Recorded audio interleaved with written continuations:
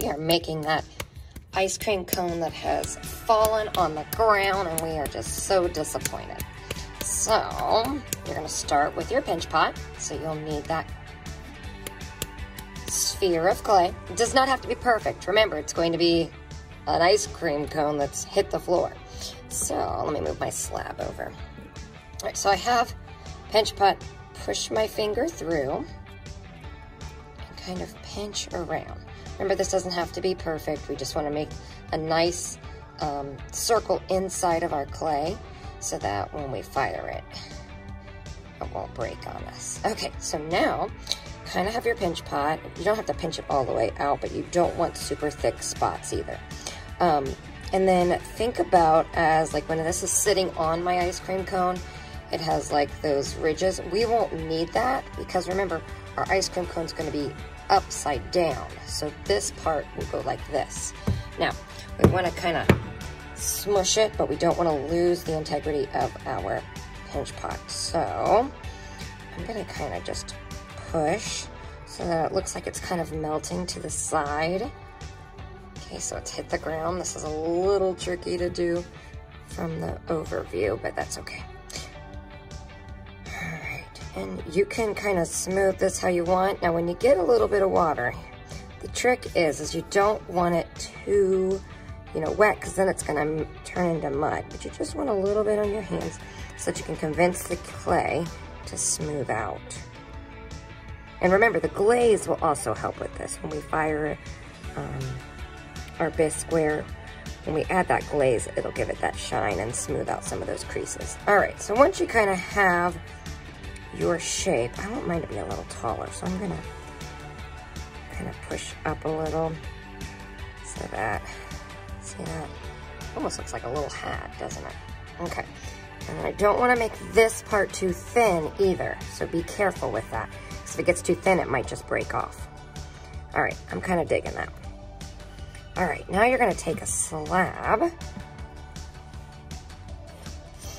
and we're gonna kind of make it into a really kind of a triangle, and then kind of smooth this out.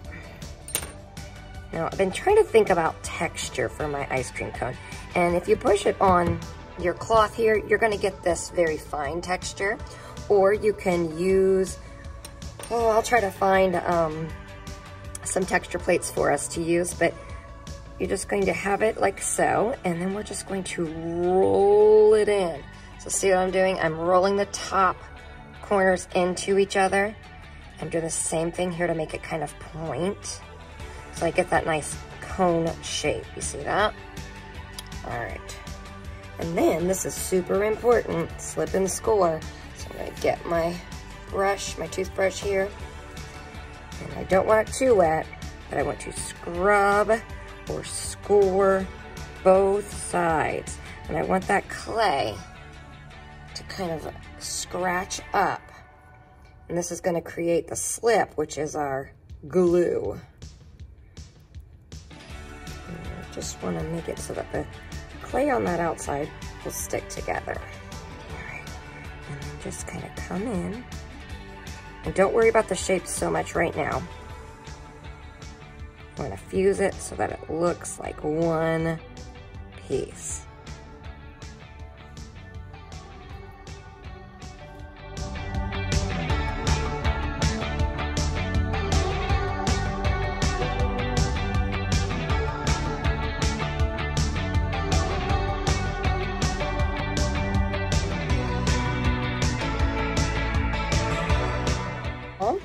Just make sure it's smooth, and you can't really see that as well.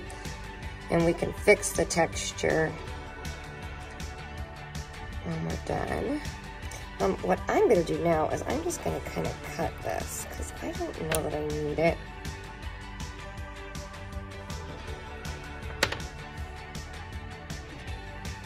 Like that.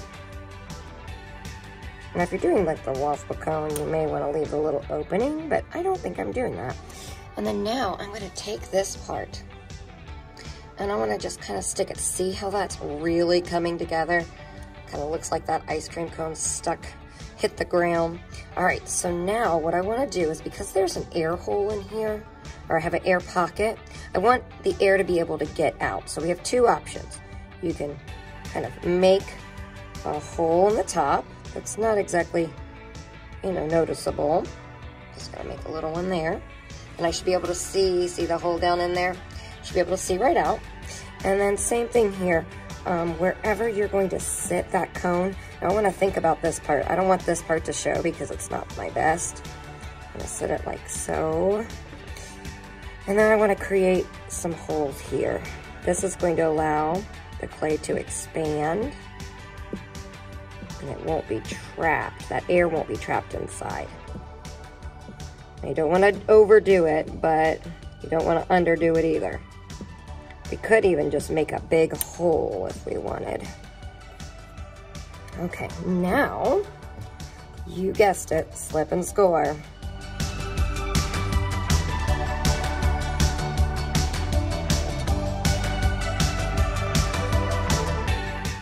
right, and then I'm going to fuse the two together. So look carefully. Decide where you want it, push. And then I'm going to use a tool to kind of smooth these together, but I don't want to lose that line.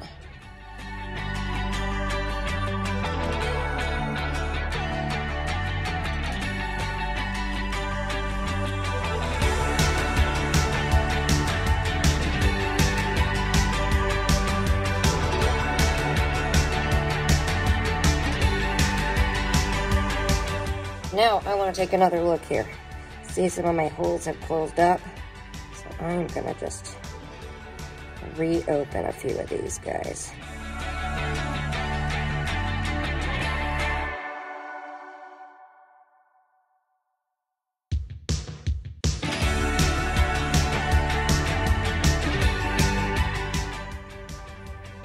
All right, I am liking that. So now I just have to put my finishing touches on this. He kind of looks like a little gnome too. Okay, back to the ice cream cone. So I can add sprinkles by just making little coils. And again, slipping and scoring. By sticking those guys on, and again, same thing.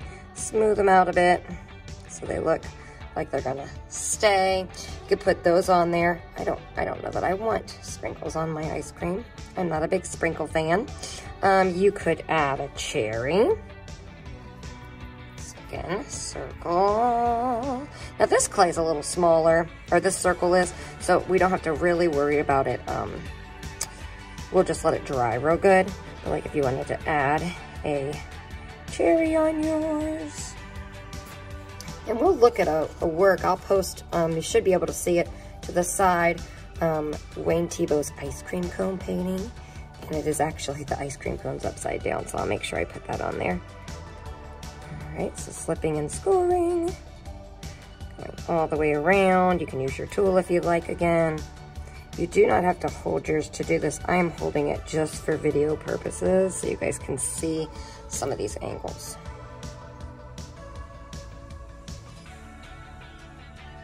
Okay.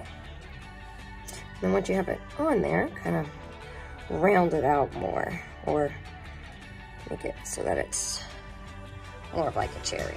Okay, so there is my sad ice cream that has hit the floor, inspired by Wayne Thiebaud. Okay, can't wait to get started on these with you guys. See you in the art room.